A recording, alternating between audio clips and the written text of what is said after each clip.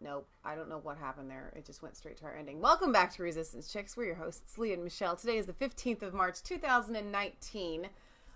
We're going to talk about something serious here in just a second, and that's the attack in New Zealand. But while we're waiting for everybody to show up, we did put Jasper down, our dog, yesterday. I know a lot of you guys were praying, and you saw the video that we did of her in, they're calling it the rickshaw instead of the donkey cart. If you haven't seen that video, check it out. But yeah, it's been a long two weeks. It has been very long. Trying to figure out and decide if anybody has ever had to put an animal down, a pet. You know what I'm talking about, the difficult decision making and the heartbreak and stuff like that. So it's been emotionally trying, although we kind of are, we got a rainbow yesterday. We went on a dog walk. And in the pet business, when an animal dies, you call it crossing over the rainbow bridge. Right. And so it was rather fitting that we saw a rainbow yesterday. Yeah, it's fantastic. It was 10 years exactly almost to the day. We got Jasper. She was 4 years old when we got her on March 16th, 2009. Today's the 15th. Wow. So it's you so know crazy. what? I just realized people will probably be joining us, and I'll do the other news after the main event. Yeah. I just was thinking I'd start with the college scam, but actually no way. I think you do need to, definitely go with New Zealand. So last night I was scrolling through Twitter and I came across this headline that said 50 were killed in a mosque attack in New Zealand, and at first my heart was like, I'm sad, I'm heartbroken, I'm sorry. And then I see this crazed person and this weird manifesto and what is with that? This manifesto? What? Well, I mean, wait. Before we go into that, real quick, because this guy here killed 49 people. Yeah. And everybody is talking about motive and making it political, and we're going to do that. Mm-hmm. But if my family had just been killed, I would want people to be talking about me. I'd want people to be praying for me. And Alexander Ocasio-Cortez says, thoughts and prayers aren't enough. You know what? When something tragic happens, thoughts and prayers are what you give. That's what you do. That's why they have candle vigils and everything, to show and to mourn with people. Well, because here's the deal, guys. We were talking about this today. Regardless of whatever kind of laws or regulations or restrictions or what you want to put on anything in this world, the bad guys are going to find a way to commit bad things, to do bad acts.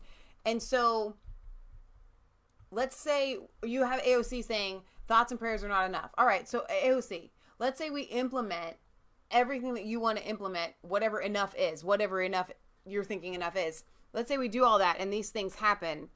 Then what? Then what do you do? I mean, short of putting everybody, in jail, like every human being behind bars. And even then they're going to escape and still commit bad acts. Right? You can't. So, I watched that video of, you want me to play it? No, you guys can go and check it out. I mean, it's just kind of his own thoughts. But like you just said, thoughts and prayers are what we have, as we are not, just robots, right? The whole idea behind being a human being is interaction and emotion and empathy and relationships. Okay. And you can have relationships with other human beings that may not be interactive together, right? But just my heart goes out to you. Right. We were talking the other day about sociopaths. And you said that, what did you say about sociopaths, about them not having like that reaction? Empathy. So if you tell them, I cut my finger, and then they wince. Like, let's say I tell you guys, I just cut my finger, and then you're watching the show and you go, well, I didn't really cut my finger. You have empathy. Sociopaths literally do not have that knee-jerk reaction of, I feel for you. AOC doesn't have that knee-jerk reaction, I feel for you. She just has anger. So let me give you, meet Wasan Dargama, a father and a Muslim who was shot 4 times, and one of his daughters as well during today's New Zealand shooting. He's a barber and immigrated from Jordan 5 years ago for a better life. He and his beautiful daughter are in critical condition. There was actually a video, I think, of him on Twitter in the hospital asking for people to pray for his daughter. Yeah. I mean, it's absolutely heartbreaking. And I think that, unfortunately, for those that want to criticize those of us that are standing up against the ideology of Islam, this flies in your face, because I'm going to tell you something. Everybody out there is going to show how sound-minded people respond to these kinds of acts with prayer, with love, with support, regardless of your religion. We don't care. Let's hear. This is the eyewitness here. This guy on the other side, who was on the other side, he put 3 people in his car and took them to hospital. Oh, no, it's and not. The guy on the street, I don't know if they're going to hear it or not. He was trying to ring his wife. The one I heard. They can read it, though. And the other guy could see he was in bad shape, but I couldn't get to him because that was where directly the gunfire was coming from. And the guy he was trying to ring his wife, and I managed to get at the end of that video. And I answered the phone and I said to her, your husband's been shot outside the mosque. I said, and don't come here to Deansave, you won't get through, but please go to the hospital, wait for him. And then I kept talking to him and telling him that she was at the hospital waiting and he wasn't to give up. And yeah, we just kept pressure on and did the best we could for him until we got him some help. Yeah, and in the meantime, the poor guy across the road passed away. And my car's still down there. Oh, Jill, it's so terrible. But I never thought of, I'm 66, never thought in my life I'd love to see something like this, not in New Zealand. So horrible. And can we really commend you for what you did? You're really a hero for taking care of that boy. No, you just do what you do at the time. I wish I could have done more. Wow. It is heartbreaking. You know, I actually, for those of you that are under a rock and you haven't heard about this on the news all day long, there is footage out there of this attack, and you can see it. And I watched some of it. You did. I know. Earlier. Well, I'm just going to be honest with you guys. I have to do this. I have to watch these videos with the lens of the conspiracy theorist to check, okay, is this real? Was this staged? You know, that sort of thing. And so that's why I watched it. And I'll be honest, there were some things that stood out to me as possible false flags of a possibility, but I'm 90% sure no. But okay. I'm just gonna be honest. While I was watching that sort of thing, false flag, as in not that it didn't happen, but that to me it just seems too. Okay, you explain it. Yeah, there's no way. You had some thoughts earlier that were really helpful. So now that I really wanted to talk. I just wanted to lay the groundwork towards. I am really sorry for what happened. Right. It's wrong. Christians across the world condemn it. Yeah. There is not a scripture in the Bible that says to go and kill your enemy. Right. This is not a Christian ideology. This is a horrible, wicked, evil thing. Absolutely. Now, this is what we do. We come in and we do the analysis of a situation like this and how it might affect. This is one of those things that it was designed per his words, and I don't think that it is all his words. Yeah. You just said CIA. Like, I don't know. I don't know. There's a manifesto, right, that he wrote. I'm just going to and he's answering his own questions. That's silly. Yeah, okay. That doesn't make any sense. Before I ramble around, somebody else has already has thoughts down, so let me just read them, and then I'll tell you my thoughts. Good. The terrorist gunman who killed 49 Muslims at a mosque in New Zealand said in his own manifesto that he wanted no part of conservatism, describing himself as an eco-fascist and expressing admiration for communist China. Answering the question, are you a conservative? He wrote, no, conservatism is corporatism in disguise. I want no part of it. Conservatism is dead, thank God. And he also wrote, bemoaning the fact that conservatives did not see everything through the lens of race. Describing the arc of his political journey, the killer said, when I was young, I was a communist, then an anarchist, and finally a libertarian before coming to be an eco-fascist. This man has literally gone the gambit. It's like somebody searching for Christ almost, like, and you try all these different religions. Yeah, but he obviously is not a conservative. Right. That's what he never described himself as one. He also wrote that he considered himself an eco-fascist by nature. He also expressed admiration for communist China. The nation with the closest political and social values to my own is the People's Republic of China. So he's definitely right-wing. Ching. Well, it's like, seriously, they literally make every white person right-wing. I know. Like, it doesn't matter if you're any terrorist, anything. They want. If a white person does something bad, they're right-wing. Yeah.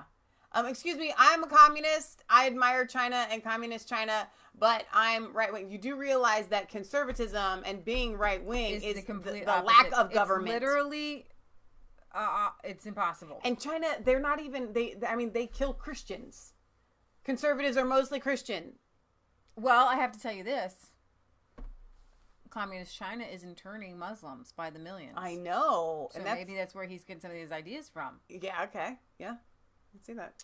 He also claimed he was both right and left-wing, writing, depending on the definition, sure. He also disavowed President Trump from the standpoint of his policies and decisions, answering the question, were you a supporter of Donald Trump, with the words, dear God, no. But it's all Trump's fault. But here's the thing. He wrote that Candace Owens, the black woman, had the most influence on his political thinking and is his like political hero. But he's like a white supremacist. And he was radicalized by playing Fortnite. And learned to kill playing Fortnite. Wait. Pause there, because when we were talking about this earlier, and you said that, I'm like, who uses the word radicalize? I was radicalized. I know. Before they actually do something. I know. I mean, he wrote the manifesto before he committed the crime. So, that's what I'm saying. So many things here don't line up. So when I'm watching the footage and I'm thinking to myself, okay, Ben Patterson put it best. He said, listen, I believe that, in my opinion, 9/11 was a false flag. People definitely died. Okay? Mm-hmm. This is the same thing to me as the Parkland shooting. It all seems a little bit hairy and sketchy. And so when people stage an event, not that it's staged that it doesn't happen, but that they plan it. Like, we're going to go in, we're going to kill it, we're going to blame this guy, or we're going to let this guy be a part of it, we're going to do, whatever you want to say has happened. I'm just saying, but I smell a rat. Something smells fishy. And this is the bottom line. So here's the thing. He's a mass murderer. Yeah. He's not going to have a problem lying. Exactly. It's the same thing with Cohen. Cohen comes to the test. We're going to have this guy. He's really changed. He's going to tell the truth this time. No, he's going to jail because he's a liar. A murderer and a liar are like one and the same. And so he wanted to do something. Yeah. He said he wanted to create a civil war here in America. Which, again, I don't think you've even told that to the viewers yet. He wanted to create he had a manifesto and whatever. And, hey, listen, I believe if... You said, I used guns because... He wanted the Second Amendment to basically be repealed in America. So here's a guy, I believe, if he's not being fed information by, like, some sort of government conspiracy, then the devil wants a civil war in America. Valid. Okay, so it's a mix of avowed white supremacist sentiment, even though he admires Candace Owens, who is decidedly 100% black. And I've never heard of a white supremacist having a hero who's black. So he's either he's either not a white supremacist. Okay. Or he hates black people that much. And he's trying to... He wanted to frame a black person, Candace Owens. Yeah. And pull her into this. She had nothing to do with this. And now people are blaming her. I know. And now tell him what Hannah said, like when she came out. And she's like, listen, I will sue you. It's basically saying I'm going to jump off a bridge and grabbing somebody by the body and jumping off with them. Yeah, right. Okay? It's unbelievable. So he suggested tactics to fellow extremists, including his declared intention to exploit racial,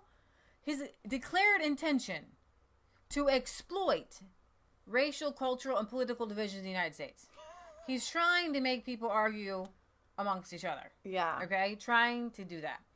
According to his manifesto, the shooter who massacred civilians at 2 mosques in New Zealand's city of Christchurch appears to subscribe to a number of ideologies. Obviously, he's lying. Right.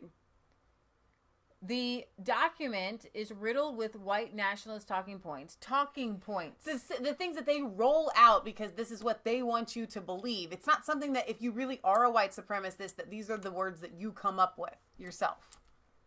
The left is so crazy that they would kill. There are people on the left who are so crazy who would kill Muslims. Well, look at Hillary Clinton. It's because collateral in the damage name to them. of trying to protect Muslims. Right. This is war to them, and so they're willing to kill people in it. The shooter describes, or maybe not even protect Muslims, but to destroy, because this is not, it doesn't matter if he espouses that he likes communist China or whatever. Right. All the media is going to see is white nationalists, so he must be a Trump supporter, even though he says, I hate Trump. Yeah. It's so crazy. He calls Muslims the most despised group of invaders in the West. Yet elsewhere in his document, the shooter describes himself as a socialist, depending on the definition. The shooter also declares his support for environmentalism, workers' rights, and responsible markets. So it sounds to me like we can blame this on, like, AOC. On the one hand, the manifesto presents the political left as an enemy that conducted a march through the institutions and describes Antifa, communists, and Marxists as anti-white scum. Mm. Elsewhere, the shooter writes that under some definitions, he is both right and left. He can't say he says that communists are anti-white scum, yet he loves communist China. Like, literally, he's some sort of riddler from some Batman movie laughing at everybody. Right. And watching people. This is a psychopath. But he's in custody, right? Yeah, I believe so. But here's the thing. This is a psychopath who is in this place of this fantasy world, watching us all pick apart his manifesto. So, Patriot Gallery says, investigation takes weeks for answers. Look at Chicago fake lynching. It took weeks for real investigation. So whatever you hear today will change in a couple of weeks. Right. The notion of a racial future or a destiny is as foreign to them as social responsibilities. Conservatives. He says that his desire is to create a civil war in America and create little ethno states or whatever. It's like insane in America. He's from New Zealand. Parts of the manifesto appear to be insincere trolling aimed at sowing confusion about his motivations. At one point, the shooter blames his action on popular video game titles like Spyro the Dragon 3 taught me ethno-nationalism and Fortnite trained me to be a killer. Oh my gosh.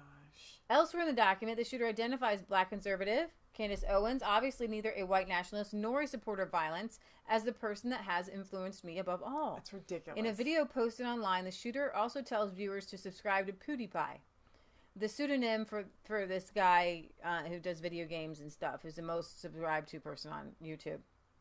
His content is mostly non-political.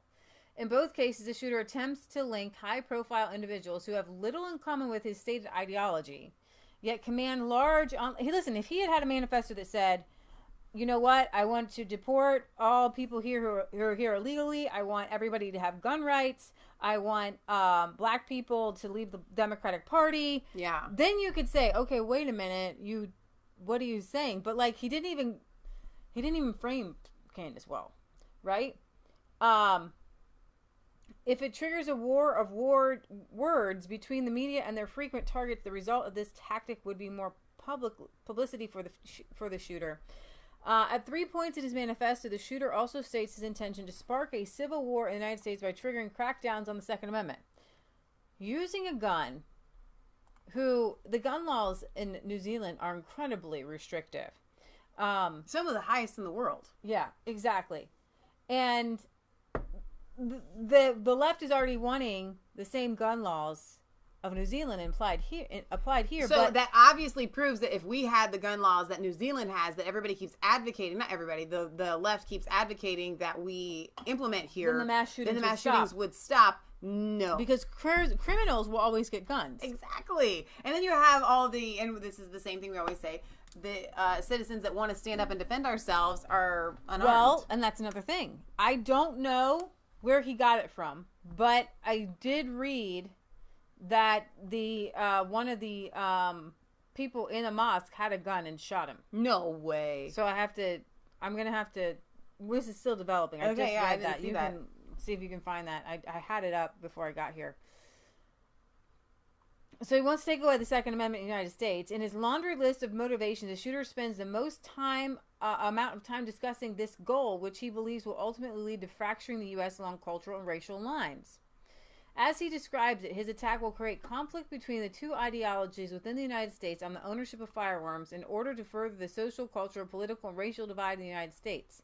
I could see how a terrorist's bigger goal would be to divide and conquer and to destroy everyone, right? Which would be incredibly satanic. Yeah. So it's almost like if I had to pin it.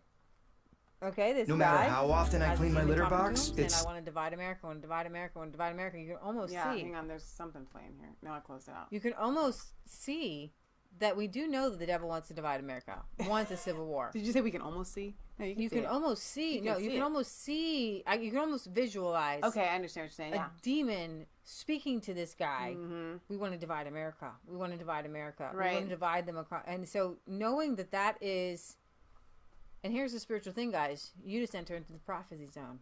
Ooh. Okay. Here's the thing. Spiritually, that is exactly what is happening in America right now. The media, I have goosebumps, have pinned Donald Trump and you and me. Yeah. Even talking to some beautiful people that I know who voted for Donald Trump. Mm-hmm. Women, older women in their 50s who easily swayed by the media. No offense. Not Patriot Gallery. She's too smart for them. Oh my gosh. She has a smell tester. She can smell the poo. Other people can't. They say that Donald Trump is dividing America and that Donald Trump is encouraging racism and people hating Mexicans and things like that. So there's a spirit going around whispering in people's ears to divide. And Christians and good people and smart people and woke people and the people who've taken the red pill are like, listen, I don't want to back and support Islam. Right. Because I've seen what it does as an ideology, just like I would not back and support white supremacy because I see what it does as an ideology. Yeah. However, I can back and support Muslims. Right. Okay? Their book tells them to kill people, rape people. I mean, and the way that they interpret it, a good large majority of them create giant countries that make sure women have to wear hijabs and can't go around without a male guardian. So here's the thing. I'm allowed to say that that's not a good ideology. Exactly. And why it's frowned upon for you to say that, listen, I don't agree with this ideology. Guess what, though? That treats women like there are not people, even second class there are citizens. black people who only want to be around black people. Yeah. I don't think that's right. There are white people who only want to be around white people. Yeah. I don't believe that's right. I want to be around good people. Yeah. And I believe that's right. Yeah. You know what I mean? I look at not the color of your skin, but the content of your character. I want to be around people with good character. Whether you're short or you're fat or you're tall or you're thin or you have 6 toes or whatever. I want to be around people with good character. Yeah. I don't care what you look like. I love good people, kind people, giving people, sharing people, people who have patience, people who, that's who I want to be around. If you're a Muslim, if you're a Hindu, whatever, if you're good, if you're patient, if you're kind, if you're loving, if you're generous, if you don't control women or men, then I want to be around you. I want to be around you. Right. Okay? Hang on. So let me, before you carry on, because I didn't find that out about the, how he was taken down, but there were some things that I wanted to pass along. In addition to the dead, health officials have said that 48 people are currently being treated for gunshot wounds. The patients range from young children to adults, and the injuries range from minor to critical. A dozen operating theaters are being used, multiple surgeries. About 200 family members are there at the hospital. Officials said 41 people were killed, but now we know it's 49. Witness there who lives next door told the AP that he saw a man dressed in black enter the building and then heard dozens of shots, followed by people running from the mosque in terror. I saw dead people everywhere. There were 3 in the hallway, at the door landing into the mosque, the people inside the mosque. He said, I don't understand how anyone could do this to people. It's ridiculous. One survivor said he hid under the bench during the gunfire and prayed the shooter would run out of ammunition. The gunman was said to be white and wearing a helmet with some kind of device on top, possibly the camera used to film the assault, giving a military type appearance. One witness cited in a report that the shooter was silent while carrying out the attack. The video that was apparently live streamed by the shooter shows the massacre in horrifying detail. He spends more than 2 minutes inside the mosque, spraying terrified worshipers with bullets, sometimes refiring at people he had already cut down. It says at one point he exits the mosque to rearm before going back inside to shoot more people. Eventually the man flees as emergency vehicles can be heard approaching the background. There wasn't even time to aim. There were so many targets, the man said chillingly as he drives away. Children's screams can be heard in the distance of the attack. It says the video cut off after he got into his car. Now the police are trying to block it from being circulated around the internet. So Donald Trump said, my warmest sympathy and best wishes goes out to the people of New Zealand after the horrible massacre in the mosques. 49 innocent people have so senselessly died, with so many more seriously injured. The U.S. stands by New Zealand for anything we can do. God bless all. So it actually, I don't know that he's been apprehended yet. Well, okay. Well, you can look for updates while I finish here. Okay. While the shooter lists a number of highly lethal methods he might have used to carry out the act of terrorism, he states that he chose a firearm for the effect it would have on social discourse, the extra media coverage they would provide, and the effect it would have on the politics of the United States and thereby the political situation of the world. With enough pressure, the left wing in the United States will seek to abolish the Second Amendment, and the right wing within the United States will see this as an attack on their liberty and freedom. The attempted abolishment of rights by the left will result in a dramatic polarization of the people of the United States and eventually a fracturing of the U.S. along cultural and racial lines. That's a huge ideology, but that's not going to happen. Right. Because, devil, this is America. And you cannot divide what God has united. Yeah. This is the United States of America. Okay? We don't believe in ethno-states. We have enshrined in our Constitution, which is a written, breathing, and I do say breathing document. I do believe it's a living document. I don't believe it's a changeable document, because I believe it was breathed through with the life of God. And if we abide by the Constitution, simple rules basically, then and when I say abide by the Constitution, you know, the Constitution doesn't lay out specific things for you and me in life. What it lays out is how we come. Right. Girl, gotta do it. Got a boogie. I wasn't a boogie. It was something. It had to be just a piece of skin. Piece of skin. It's a marshmallow. Thank you. Marshmallow. I didn't have any marshmallows today. All right. No. The Constitution lays out of the proper and divine way to create laws that govern people. That's what makes the Constitution is the system that creates good food. Yeah. Okay? It's not the food. It's the system that creates it. Right. It's the recipe. Okay? So you have our 3 branches of government. When the Constitution is obeyed and adhered to, where at least 49 people were killed. Sorry. then the righteous are rewarded and bad people are punished. Yeah. But the Constitution wasn't adhered to with the passing of bills of abortion and things like that. Right. This guy, why are we talking about America here? This is New Zealand. Because this guy, so cowardly to think that he could hurt people in New Zealand and get good Christian men and women in America to fall for his ploy. Yeah. He didn't even have the guts to carry this out here on American soil. True. He's a coward. Yeah. He's a coward. Couldn't even come to America. Because why? Because he's afraid. Because Americans be packing. You know, I want to talk about that. I still can't find out if he was apprehended or, restrictive gun control did not prevent the Christchurch massacre. Well, if you find his name. Okay. They're holding his name. They're withholding his name. Well, you can probably find it if you go up. New Zealand requires licensing and in-depth background checks for would-be gun owners, but neither gun control policy prevented Friday's attacks in Christchurch and killed nearly 50 people. Exactly. The University of Sydney's gun policy describes New Zealand's gun control as restrictive because owning guns in that nation is not a guaranteed right but a privilege extended by the government. Moreover, before legally owning a gun, residents must require a license. The acquisition of that license involved passage of a background check that considers a criminal, mental health, medical, addiction, and domestic violence records.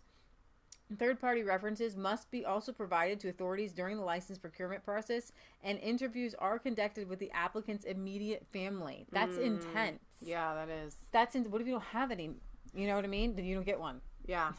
Now, I don't know if we've covered the fact that this was actually at 2 different mosques. Yeah, 2 different mosques. So, he went to 2 different mosques. Like leaving one mosque, and then going to the other one. That's crazy. Even after licensing, New Zealanders cannot buy a handgun or a military-style semi-automatic without proving an acceptable explanation for why they want such a firearm. Additionally, those firearms must be registered with the central government upon acquisition. It is legal to sell a gun to anyone without a license. That means the background checks for license acquisitions are universal. They cover all gun sales and transfers. And in the event that an individual is buying a gun from a friend or a neighbor instead of retail, the buyer is obligated to pass official background checks before taking possession. They have 3 people in custody now, still. So what are these other 2 people? I really want to know. Yeah. Also, the number and type of firearms which can be sold by a licensed gun dealer to a single gun owner is limited to 1 pistol, military-style semi-automatic firearm, or restricted firearm per acquisition permit. Further, gun show sales are highly regulated. Democrat lawmakers in the U.S. are there promoting these same things, but none of them work. They said that they could save lives. Right. But you're only going to funnel the shootings down into the criminal network. Yeah. Now, MSNBC, this is from Friday on MSNBC's Live, Princeton professor and network contributor Eddie Glaude Jr. commented on the mass shooting at 2 New Zealand mosques that left 49 dead. And he says we have a crisis of whiteness. And I just want you to see that this... Whether of whiteness? Yeah. Whether this is planned by the left to do this, whether the devil is literally just part of the left and sent this message to this guy and they're picking up on it, I don't know. Craves. But when you have somebody who is mentioning some This very is and will be one of New Zealand's darkest days.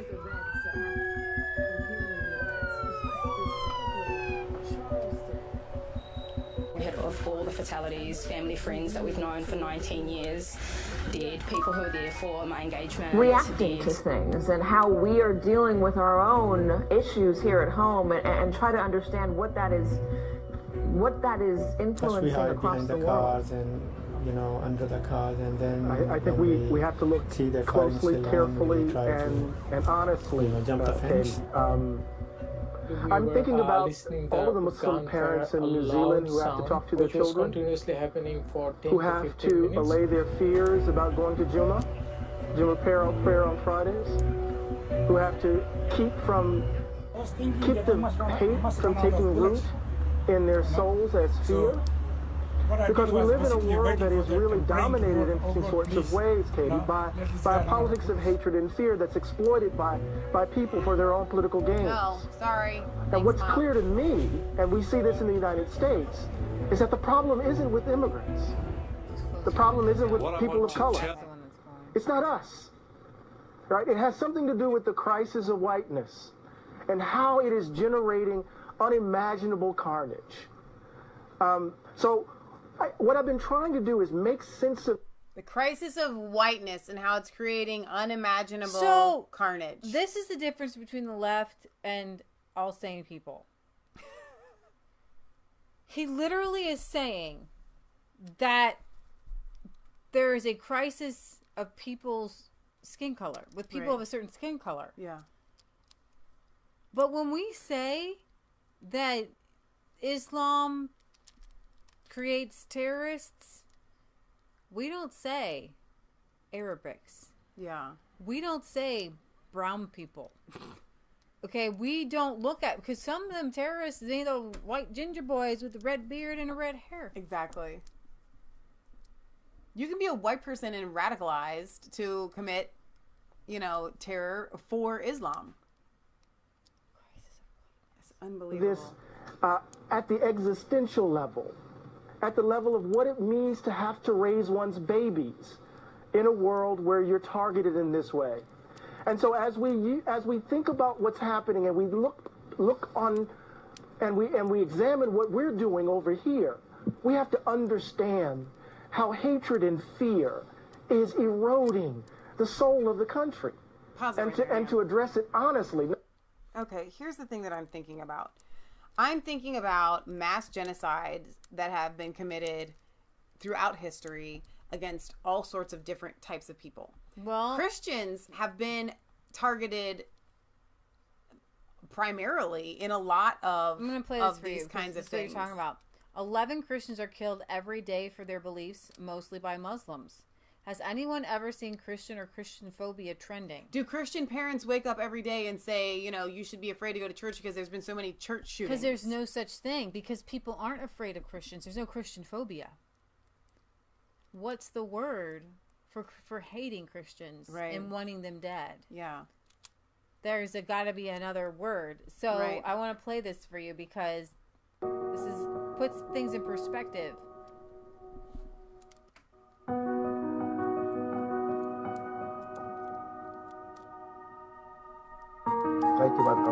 Why do they want to kill you? We are Christians, and they say they don't want any Christians remaining in Iraq. We'll kill them. The thing they hate most is that we're Christians. They call us infidels. They put me inside, they tied my hands and my legs, and they put tape on my mouth. Now, they. You have to pause the video. Oh, shoot. You just muted it. They. Multiple people all over the whole world. You have one horrible, awful person, doing a terror attack. Yeah. Wasn't a group of people. Right. Wasn't 10, 20, 30 people. They have whole armies killing Christians. Pirates. Thousands of people. Patriot Gallery says pirates. They have thousands and thousands and thousands of people. ISIS. They. I just thought I want to point that out. That's good. To me, he used to say, swear that Muhammad is God's prophet. Swear that there is no God other than Allah. And we'll release you. Of course, I wasn't willing to say it. Our Lady of Salvation Church, Baghdad, 2010. Egypt on edge, churches up in flames. Church in Kasab, Syria, burned and looted. St. Musa Church, Egypt, August 2013. Look at all those people. Hundreds of people. This is one guy. Right. So while I don't want to, I would love to come in here, have a show on how horrible this is. Yeah. And on the families, but they won't let us. Right. Because they have done to all of us what they're doing to Candace Owens. Right. And they have said, I want you to be punished, which pretty much is the death penalty. Right. Because of what this guy did. Yeah. But we don't have the same beliefs. Now, these people have the same beliefs. Look, they're burning a church. Yeah. Did you have a group, when you have a group of people, groups of people like the KKK. KKK doesn't exist anymore. Right.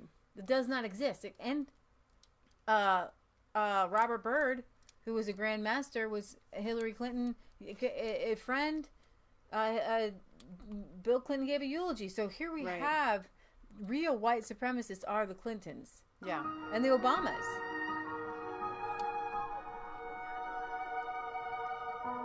If the devil came down with all of his soldiers, he would not do to this church what the Muslim Brotherhood did. Looting, destruction. The whole church went up in flames. This is happening in Egypt, it's happening in Iraq, it's happening in Syria, it's happening in Lebanon, it's happening in all other countries in the Middle East.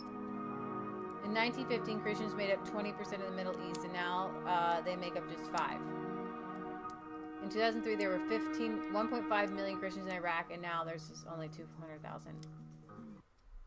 So you really hit the nail on the head. That it would be nice to be able to just come and just say, "Hey, look at this horrible thing that happened. Look at this loser.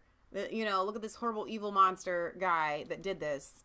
But they're trying to make this out to be an ideology that a group of people subscribe to, which no one does, because the guy doesn't even know what he believes. But there are groups of people who subscribe to Islamic mentality and religion and beliefs. Yeah. It's in their Quran. Exactly. There is no white nationalist Bible that people read and follow. Right. There isn't one. Right. That I know of. There's no church set up. There's no leader. Yeah. And so, listen, my people are Christians. I care about them the most, just like you would your family. They are my brothers and sisters. Right. But I care about all people. I don't want innocent people to die, and I will stand against anybody who tries to hurt an innocent person, regardless of their race or their creed. Yeah. But nobody cares about the Christians.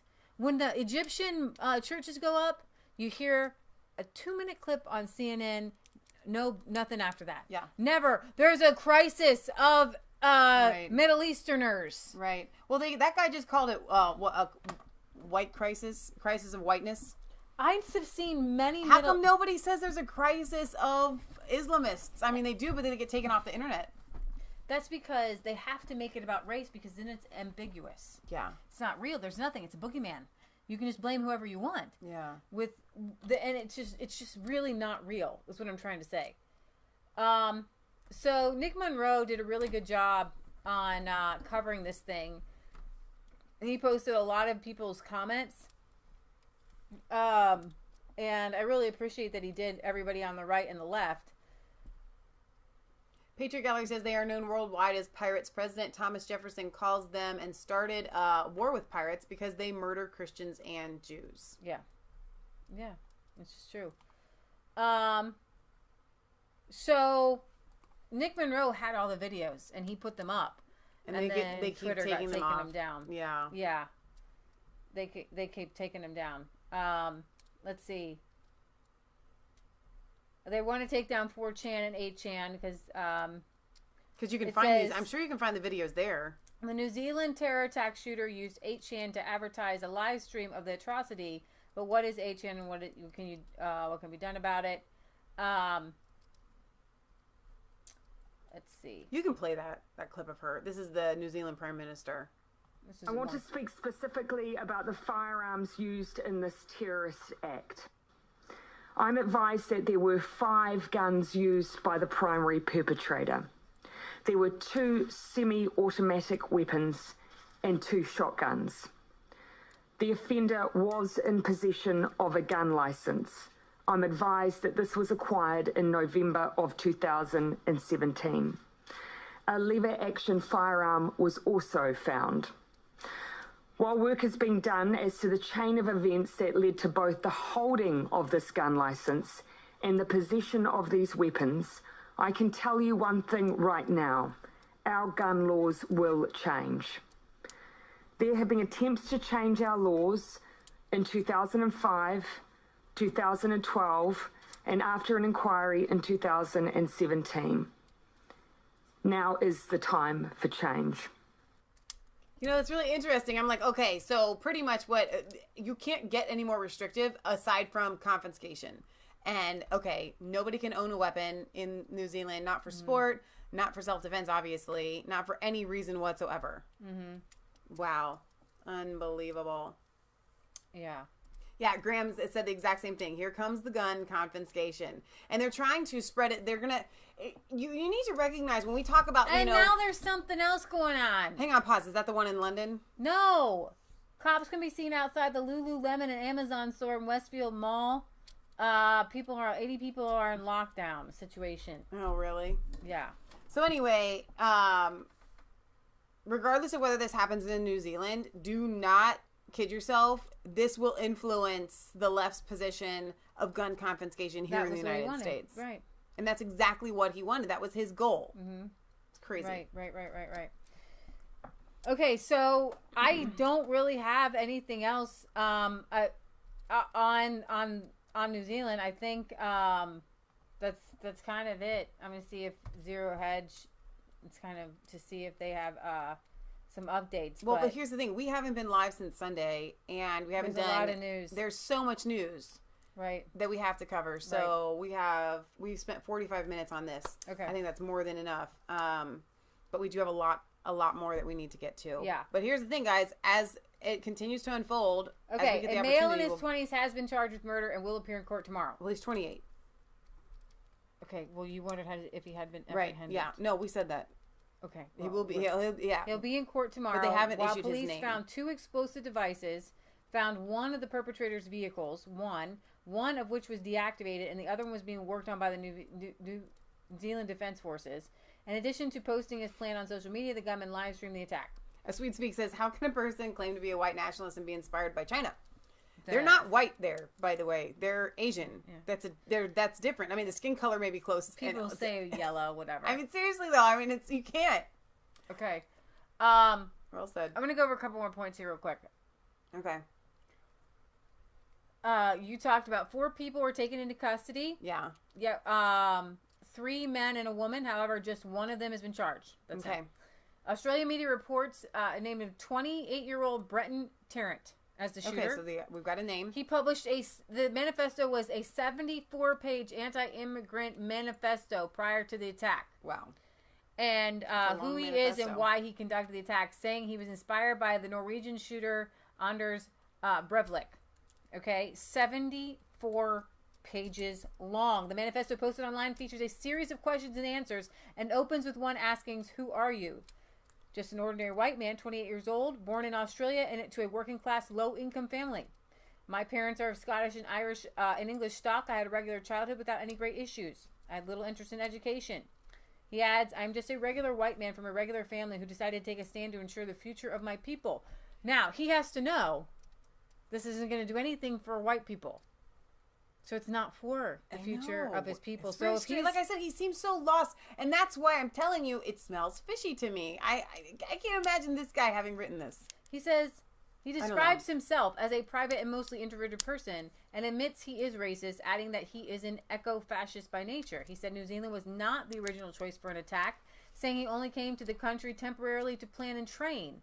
On his planning for the attack, he wrote, "I begun planning an attack roughly 2 years in advance, and an attack at the location in Christchurch 3 months in advance." Answering whether he supports Brexit, he wrote, "Yes, though not for the official policy made. The truth is that eventually people must face the fact it wasn't a darn thing to do with the economy. That it was the British people firing back at mass immigration, cultural displacement, and globalism, and that's a great and wonderful thing."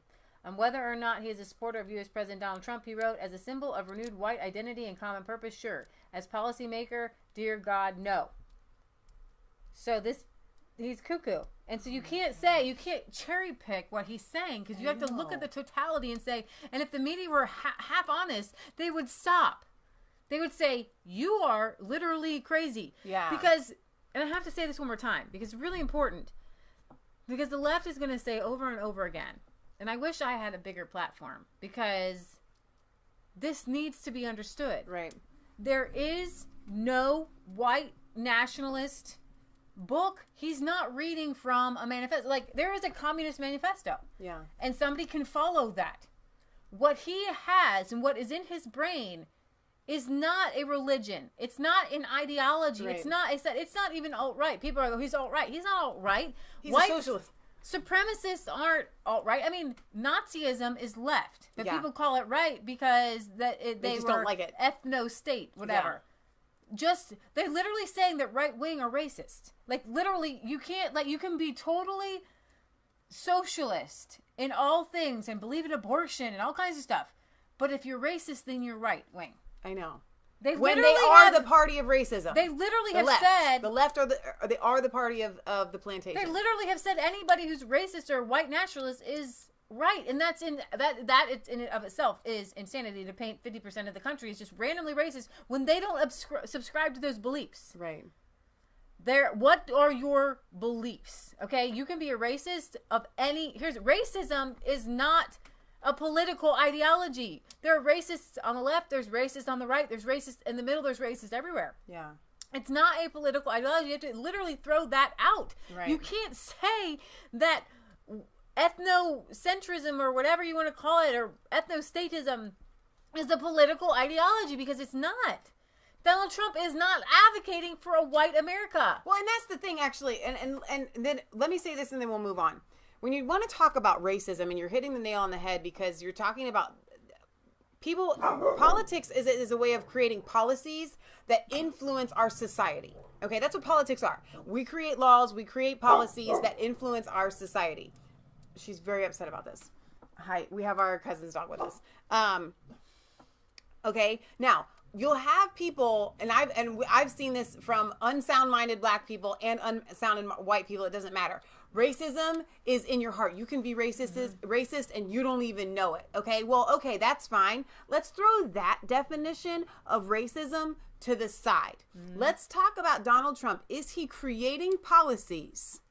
Okay, you could say he's racist towards Mexican. That would be, you would actually have a little bit of a foundation there, right? He doesn't want the Mexicans to come up, but when you break it down, you realize he loves Mexicans. They just have to come here legally, not wanting anyone to come here illegally. But I'm just saying there is a little bit of a foundation there if you wanted to go there. But as far as black people go, you know, seriously, there is zero foundation, because he's not trying to create policy against black people. He's actually trying to create policy to protect black people.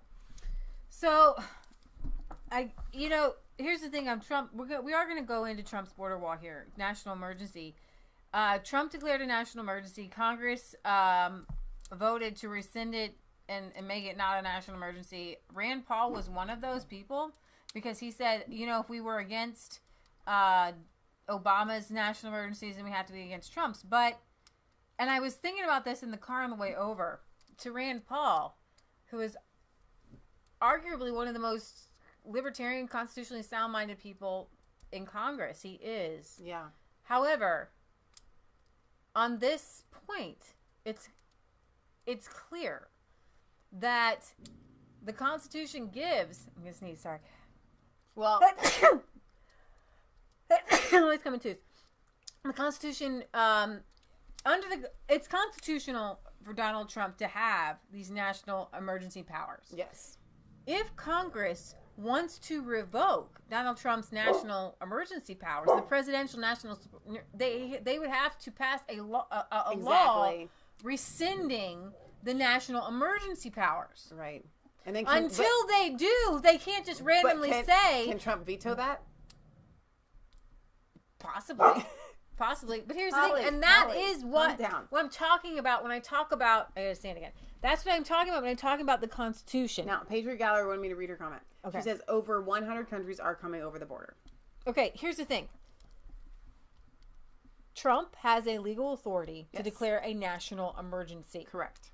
If 1 million people coming over our border a year isn't a national emergency, I don't know what is. It's a national. It is in my mind, in any sane person's mind. Is that a national emergency? We have fentanyl coming over. We have heroin coming over. We have sex traffickers coming over our border. Yeah. We have a national emergency. Absolutely. So what Rand Paul is trying to say is that President Trump, you need to go through Congress to get things done. That the president has certain authority, but he believes that because Trump tried to go through Congress first and now he's going on his own, that somehow that makes it unconstitutional, but it doesn't. Right. Okay? Trump would have loved to have the border wall funding to be in the budget. That would have been easy. However, he has the constitutional authority to declare a national emergency. And he's within his bounds. Right. And Rand Paul stepped out of bounds. And so I want to play this. Graham says it has been used 57 times. 59, but who's counting? And our Attorney General Barr, in his first appearance in public, has said, Donald Trump, you're right. You have the authority to do this. So I'm going to play. This is our new Attorney General. I wonder where Jeff Sessions probably would have been on it too, but I don't know. I think he got bought off. I think he was. somebody held his children at ransom or something. I don't know what happened to Jeff Sessions. Jeff Sessions. Who talks like this? Oh my word! Tell me I had got me some internets. I have internet. Talk to the people. You got it. I said I'm secure. Let's see. Mr. President, your declaration of an emergency on the southern border was clearly authorized under the law and consistent with past precedent. As you said, the National Emergencies Act directly authorizes the president, gives broad discretionary authority to the president to identify and respond to emergent circumstances that require a decisive response. And the humanitarian and security crisis we have on the border right now is exactly the kind of emergency that presidents are permitted to address under the National Emergencies Act. As you alluded to yourself, in the past 40 years, there have been 59 emergencies declared. And many of these have dealt with political conditions in countries like Burundi, Sierra Leone, Belarus. The crisis that we're dealing with today is right on our doorstep, and it presents a real, clear, and present danger to the American people. So what you've done from a legal standpoint is solidly grounded in law, and from the standpoint of protecting the American people, it's imperative. Thank you very much. That's great. Well, you'll be defending it, and you'll defend it well. I have no doubt about that. You'll be defending it, and you'll defend it well. You know, he is our top legal guy in the country. Yeah. Right now. Granted, he's a Trump appointee, but still. Yeah. So, Tom Fitton says, I agree with the Attorney General. In clearly lawful Attorney General Bill Barr on border emergency and declaration, but I'm sure constitutional scholars Rand Paul and Lisa Murkowski know better, which they're not, and that was a joke by her. So, Trump vetoes attempt to block national emergency. President Trump vetoed a bill designed to block his emergency declaration at the southern border on Friday in a ceremony at the White House. Today, I am vetoing this resolution, Trump said. Congress has the freedom to pass this resolution, and I have the duty to veto it, and I'm very proud to veto it. He literally tweeted out, veto! The president defied Speaker Nancy Pelosi, congressional Democrats, and the Dirty Dozen Senate Republicans who joined them by signing his veto in a public ceremony at the White House. That is his first veto, Michelle. The national emergency I declared last month was authorized by Congress under the 1976 National Emergencies Act. And there haven't been too many that are a bigger emergency than we have right at our own border. Consistent with the law and the legislative process designed by our founders, today I am vetoing this resolution. This is this little Donald Trump man. There he goes.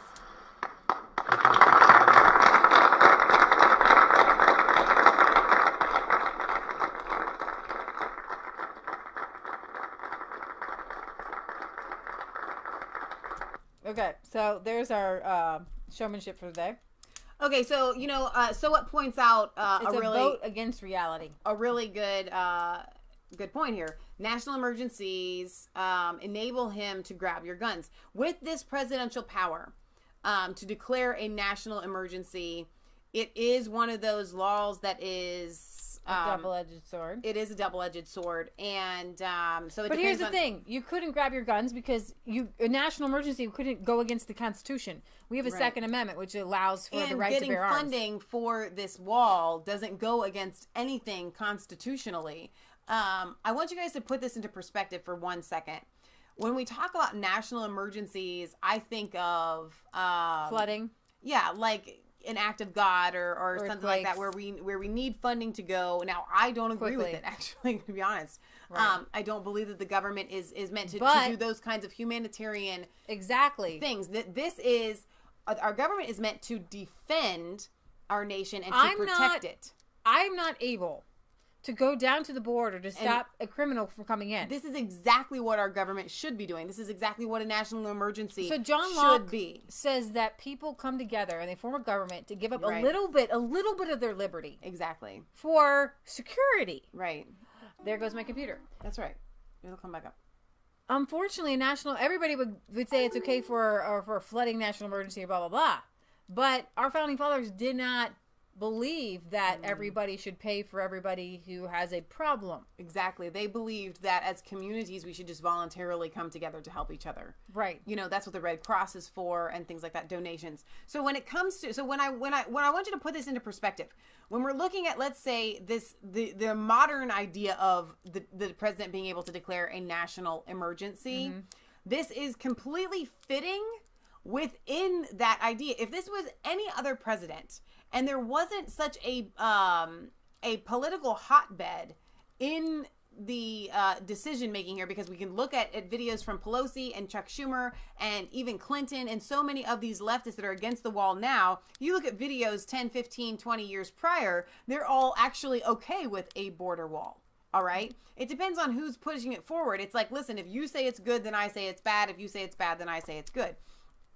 So I want you guys to understand that declaring a national emergency to fund this wall to protect our borders, where we have sex trafficking, where we have illegal guns coming in, we have illegal drugs. All drugs coming over are illegal. We have gang members coming over.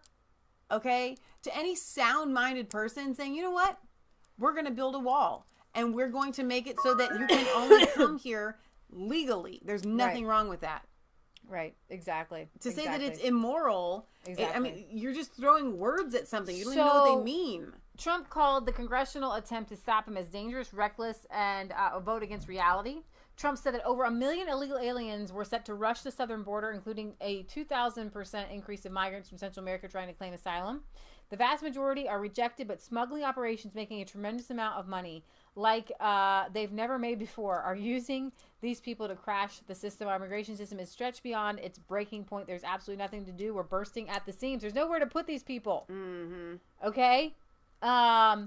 President said he did not hold it against the 12 Senate Republicans who voted with Democrats to block his declaration. Look, we're going to do what they have to do. And look, I put no pressure on anybody. I actually said I could have gotten some of them to come along. I said, I want you to vote your heart. Do what you want to do. I'm not putting on any pressure. I'll tell them to know I'll let them know when there's pressure, okay? And I told them that. I said, when I need your vote, I'll let you know. I didn't need their vote because we all knew it was going to be a veto and they're not going to be able to override. You know, and I love that so much, and I honestly believe that statement because I know that Rand Paul and Thomas Massie support our president and they support building a wall. And so if they got together in a meeting and Trump was like, no, go ahead, go for this, stand your ground, say what you want to say, because you guys are constitutionalists and you're libertarians and things like that. He also promised more canine units on the border to help catch drug smugglers. We're getting dogs, more dogs. Believe it or not, I say, is that still true? There's nothing that replaces a good dog. We haven't been able to match the dog. Oh my gosh. Wow. Nothing but it's like so true. Did you remember when he did that? He did that speech and he was talking about the electronic dogs. Well, those were stupid. He wants a good dog. Yeah, that's what he said. We've not been able to match the dog. Like that's what they have. Okay, so now this is insanity. Are we really going to talk about this? We have to talk about it because this affects everybody. Why college is nothing. You know what this is? Hang on. I know what you're going to say, but I just want to say this before. Okay, scroll up. Let's. Now, this is Aunt Becky. Aunt Becky from Full House. She would tell you not to cheat. Yes. Okay. But when we were growing up, everybody wanted Aunt Becky because she was absolutely stunning and beautiful and fun. They wanted her to be their aunt because then she could be more like a best friend. Okay. So in keeping with Full House, Aunt Becky, even though she was really, really cool, when it came down to it, you had to do the right thing. Okay. She obviously doesn't personify that. And I'm just saying, as a former fan, I grew up watching this show. Okay, so what are we talking about? There's a huge college scandal that broke with a bunch of celebrities who have people of note, like doctors and lawyers and anybody that has a lot of money. Well, anybody who has a lot of money is probably a noteworthy. Yeah, right. So they bought their kids way into college. $100,000. That's what Aunt Becky paid to get her two kids into... Not even to Harvard, though. It wasn't even to, University of Southern California. Her daughter went, and her daughter's on a video that says... She's apparently a YouTube star, her daughter. Instagram. Instagram. And she's like, you guys, I'm just gonna have the college experience for the party not going scene. For the schooling. Like y'all know, I don't. I'll just do game days and like party. Okay, that's what I don't care about school. And so when this broke, her daughter was on a yacht with one of the trustees for the school. So like privilege. Who else? What other kids? And any these are the underprivileged people that kids? tout against white privilege. Oh my gosh, their kids are so privileged. I know. Most people can't afford $500,000 for anything ever in their life, much less to buy off getting their kid into college. So what did they do? This guy, this one main guy, he had a lot of ways to get your kid into college.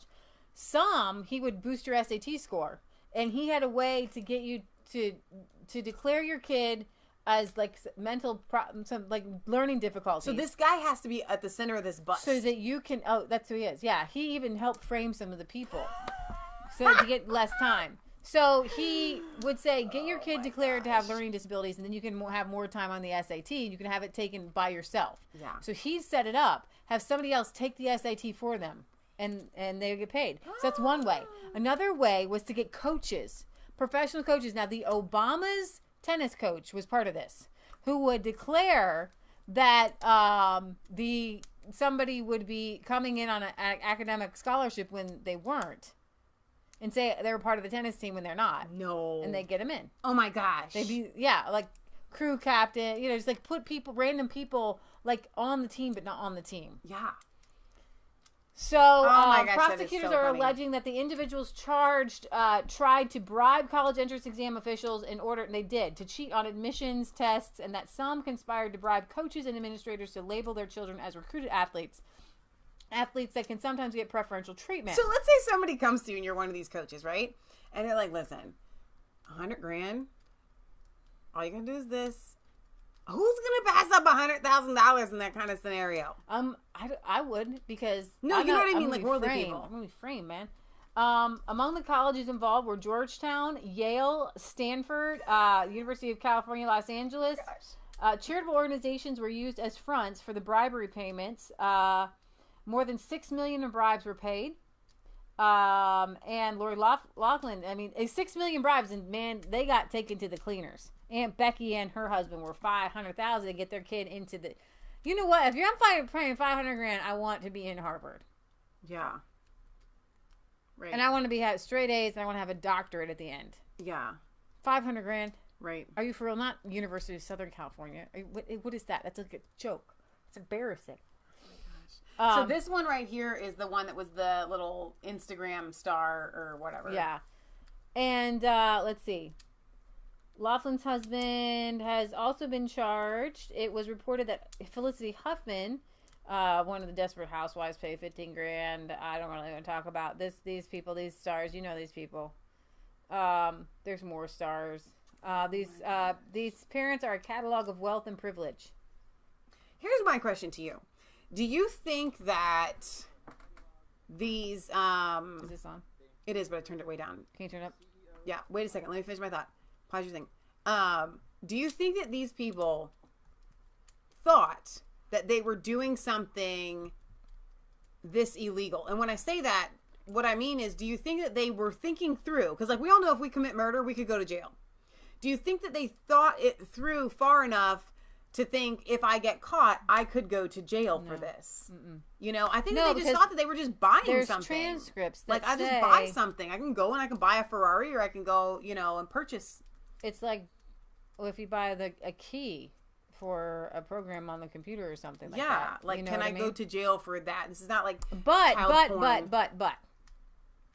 they're on the phone saying, so if they come, I tell the IRS this. Okay. So then you're doing something right. wrong. But here's the thing, guys.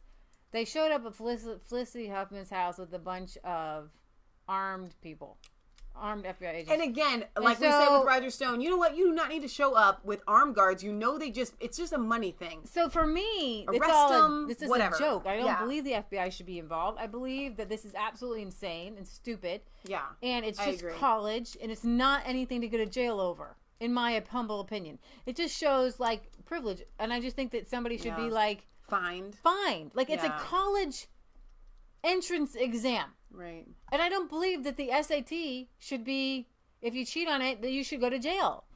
You cheat yourself. That's what they say. You know what I mean? Like, if you cheat on your high school test, I don't believe that you should go to jail. Right. So you what get thrown out of is, school. exactly. You get an F, but you don't. It shouldn't be a federal offense to cheat on the SAT. Yeah. Like, you lose esteem or respect, but to cheat on an exam is not a jailable offense. Do you understand what I'm saying? I'm following you because I think it's ridiculous it's too. Stupid. I think that the punishment should definitely be a fine.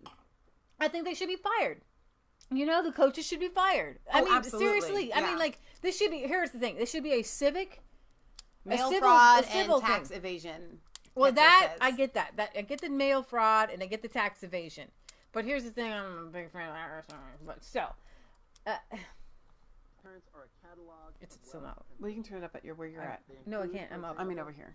CEOs of private and public companies, successful securities and real investors, 2 well-known actresses, a famous fashion designer, and the co-chairman of a global law firm. Based on the charges unsealed today, all of them knowingly conspired with Singer and others to help their children either cheat on the SAT or ACT and or buy their children's admission to elite schools through fraud. Jeez. Okay, Mom, hang on. Wait, I'm going to pause. Mom, I'm looking upstairs because what she does is knock 3 times on the ceiling if you read my comment. Well, Holly is here. I am keeping an eye when you leave a comment, and I will read them. Okay, but she Holly, goes crazy because okay. she thinks somebody's knocking at the door. Yeah. All right, so. Holly, lay down. I think you might have scared the poop out of her. I don't know. So Patriot Gallery, for all that, says, God told me most people in America hate our laws. Constitutionally, everyone should from infancy learn the Bible to know their rights. Baby. Rights only come from God, which is what John Locke said. She also says it is child abuse not to allow children to learn from the Bible from childhood up, like the Pilgrims, until early 1900s. They have the right to know their rights. The head soccer coach at Yale allegedly accepted $400,000 for accepting a recruit who didn't even play soccer. Wow. But that's just one. Come here, Holly. Holly. Come here. Holly. So, come here, Holly. they're Hi. Oh, you came this way. She's so cute. She's a good girl. All right, so there's that. Now, Lisa Page's Thank you. transcript has Oh come yeah, out. it's been released. And there are some things in it that in her testimony, it was released. She was asked, so the DOJ, the Department of Justice, told you not to incriminate or indict Hillary Clinton. Yep. And she said yes. Exactly. Hillary Clinton would be to jail today if the Obama administration did not stop it from happening. You want to go lie down? Go lie down, Holly. Go lie down. She's fine. She can sit there right there.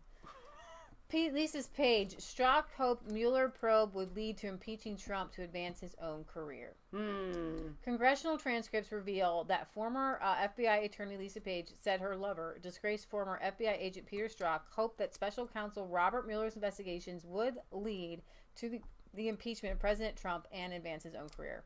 The transcript of Page's July 2018 closed-door interviews were released yesterday, a couple days ago. Mr. Strzok seemed conflicted about whether it was worth joining the special counsel's investigation in 2017, given that it might peter out with nothing to show. Ms. Page told the House committees that didn't necessarily mean he wanted to find something, but he did have his eye on career advancement, and a major takedown of a president would help that. If it's going to end in impeachment, that's going to be a kind of a big deal, she said. I mean, put aside who it is, put aside how we feel about it. You know, that's the monumental. People who are on Watergate are still known as somebody who was on Watergate. She insisted that wasn't an attack on Mr. Trump, though. I see she's like drooling, salivating. Oh my gosh. This would be such a great thing. Like, seriously, literally saying, imagine it's going to peter out, and you could have been the guy to take down a president. Doesn't matter for what. Doesn't matter if it's right. He just wants to do it. Yeah. Like, that is psychopathic, right? No, it totally is. It's about being an unbelievably kick team and being part of it. You know, something impressive. In the transcript, Page also appears to confirm the Obama Department of Justice told the FBI to stand down in the Clinton email investigation. Tweeting an excerpt of the transcripts, a former FBI lawyer, Lisa Page, Representative John Ratcliffe wrote, Lisa Page confirmed to me under oath that the FBI was ordered by the Obama DOJ not to consider charging Hillary Clinton for gross negligence in the handling of classified information. So I'm really interested in where the MSM is right now on this. Because they are so hot to trot when it's all fake news and they smear it everywhere. But when this kind of thing happens and we're all like trying to shout it from the rooftops, but we're being censored and silenced, we're like, it's like from a silent room, like nobody's listening. But when you say advice you got from the department, you're making it sound like it was the department that told you you're not going to charge gross negligence because we're the prosecutors and we're telling you we're not going to. And she says that's correct. Wow. Bring a case based on that. President Trump reacted to the release and said, just revealed FBI agent Lisa Page transcripts make the Obama Justice Department look exactly like it was, a broken and corrupt machine. Hopefully justice will finally be served. Much more to come. Wow. That's huge. Yeah. I mean, it literally should be like you should have a bullhorn. Right. Extra, extra. I mean, we've been waiting for 2 years for this. Mm-hmm. Exactly. And it's finally here and we can't get it out loud enough. So frustrating. Exactly. Oh, I just jumped something on her head. You keep dropping everything. I know. Look, you lost all your fancy doodads for your pen. I know. That was mine, by the way. I know. I just wanted to see if Donald Trump had said anything else. Donald Trump is always saying things. You can't. Okay. Go on. You can go. I love this. The Jexodus movement encourages Jewish people to leave the Democratic Party. Total disrespect. Republicans are waiting with open arms. Remember Jerusalem, U.S. Embassy, and the horrible Iran nuclear deal. That's what you were telling me last night with the dissenter on Isn't Twitter now. Yeah, you can dissent this so people can see this. I'm very excited about this. That's really cool. If you don't have dissenter and you want to comment on like Elizabeth Warren or somebody that you keep getting hidden from like me, I'm very excited about this. So Have you already been using it? Not yet. I haven't. Okay. Like not here. I have on some web pages a little bit. It's called a media blackout, Soft Alloy says. Let's see. New evidence that the Obama era team of FBI, DOJ, and CIA were working together to spy on and take out President Trump all the way back. He just said it in third person. Yeah, in 2015. Oh, no, it's a quote. It's a quote. A transcript of Peter Strzok's testimony is devastating. Hopefully the Mueller report will be covering this. All right. So if there was knowingly and acknowledged to be zero crime when the special counsel was appointed, and if the appointment was made based on the fake dossier paid for by Crooked Hillary and now disgraced Andrew McCabe, and all stated no crime, then the special counsel should never have been appointed and there should be no Mueller report. This was an illegal and conflicted investigation in search of a crime. Russian collusion was nothing more than an excuse by the Democrats for losing an election that they thought they were going to win. And he says in all caps, this should never happen to a president again. Wow. So, and then he says, I'd like to thank all the great Republican senators who bravely voted for strong border and security in the wall. This will help stop crime, human trafficking, and drugs entering our country. Watch, when you get back to your state, they will love you more than ever before. Wow. I wish he would get on the bandwagon of the fact that guns are coming over. Because I think that would shove it in the left's face. Like, listen, we don't want guns illegally coming over the border either. We're pro Second Amendment, but we don't want illegal weapons coming over the border. Right. Oh my gosh. So I don't want to shut this down early. The show? But there's a stack of things over there. It's going to take a while to open. I know. And I'm just wondering if we should start a new stream and flip the camera around. We should. We should do. Who wants to do a mail call with Leah's big giant stack of presents that you guys I'm sent going for to just her say birthday? this is a family event. Mutual. It's not. Seriously, my mom's like, there's a table of gluttony right there. So I'm sure it's going to be fun. And so I want you guys to hang out because this is like, let's make a deal, except for we keep getting to open the next box. Okay. All right. So we'll set it up. I'll turn the camera around. We'll start a whole new stream. Leah's birthday mail call, which your birthday was on Monday. And we had I feel that we did a pretty good job of celebrating your birthday as best as possible under the circumstances that we have a dog that is going to doggy heaven. And that made it so difficult. This has been a really difficult week, and I'm hoping you guys, as we mourn the loss of our dog, this is a traumatic family event. Yeah. We had just really started to kind of bring some more videos to you guys a little bit with more the new often. studio. Yeah. And then we had to take like 2 weeks off almost. But Jasper has been sick for a while. Yeah. And you guys know we're always taking care of her. Right. And so well, let us mourn. Let us get through that. It's a life event. You guys all have them. Yeah. And we hope to bring more news. Yeah. Honestly, I'm thinking about like how it made me really think about how Candace Owens is dealing with life. She, you know, how does Alex Jones deal with life? My dog died. Yeah. And it made me not want to do news or talk about anything. Like, I didn't want to see anybody. I just wanted to just cry and be by myself. Yeah. Like, how do you, like, I understand why Alex Jones can't sit there and talk about, you know, the, whatever. Alex Jones usually is the often talking about what's happening to him. About the indoctrination of your children or the Federal Right. Reserve. Yeah. When this is all, like, you're trying to literally stay afloat. Like, exactly. It's hard to teach someone else how to swim when you're trying to stay afloat. No, I and totally they keep agree. and somebody keeps poking holes in your boat. Right. And Candace Owens is way up there, and this guy, she's a victim too. And I'm going to pray for her and pray for conservatives and pray for libertarians and pray for sane people that we're not all going to be lumped in a boat when a terrorist does an act, because Islam is an ideology that people subscribe to. They write it down. You can read it. You can say, just like the Bible, this is what people believe. Yeah. This guy, he had to write his manifesto because it wasn't written down somewhere. Exactly. Exactly. So don't forget to like, comment, and subscribe. And I realized that today, if you didn't notice, I talked over Michelle quite a few bit. I didn't have even, a lot. you know, today I didn't notice it after all. I noticed it myself because there was a lot of things I kept wanting to say as you were talking. We're like the same person. I watched something about conjoined twins the other day, and it traumatized me for life. I'm so upset. I can't imagine being like attached to Leah like this, like, and have to go everywhere with her. As much as I love you. But that being said, we're like twins. Okay, don't forget to like, comment, and subscribe to Mass Faith 3 and Resistance Chicks. Ring the bell for notifications. Find us on Facebook. Follow us on Twitter. Send us letters. We love them. We're going to read a couple cards. 107. P.O. Box 107. Milford, Ohio. 45150. All right, you guys. We're going to be back at 5. 4. 3. 2. No, not. Well, it's really going to take a second. All right, we love you. It's cold all alone. Your place